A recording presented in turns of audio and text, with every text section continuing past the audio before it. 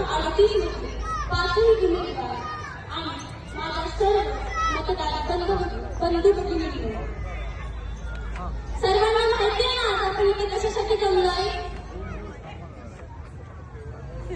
तर आज आपण ज्या प्रभागात राहतोय त्या प्रभागामध्ये खरंच सर्व सुखसुविधा उपलब्ध आहेत का? जैन मंदिरवरती सभा आमची. तर याला जबाबदार कोण?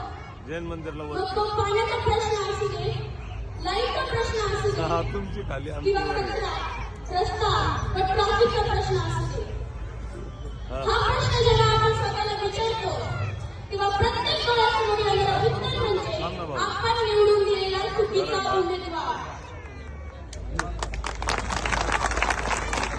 तर आता संधी आली योग्य निर्णय घेण्याची व प्रभागाच्या सर्वांगीण विकासाची.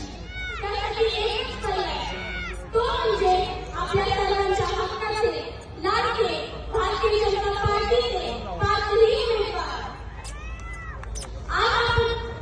आज माझ्यासारखे कित्येक जण या प्रभागात राहतात.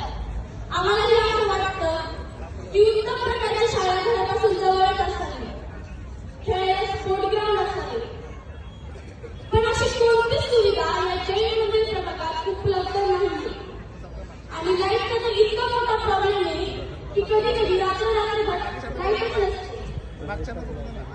आणि जेव्हा आम्ही आमचे सर्व प्रॉब्लेम्स बापूंना सांगितले तेव्हा त्यांनी आम्हाला हक्काने शब्द दिला की मुलांना येणाऱ्या 16 तारखेनंतर मी तुमचे सगळे प्रॉब्लेम्स मार्गी लावतो.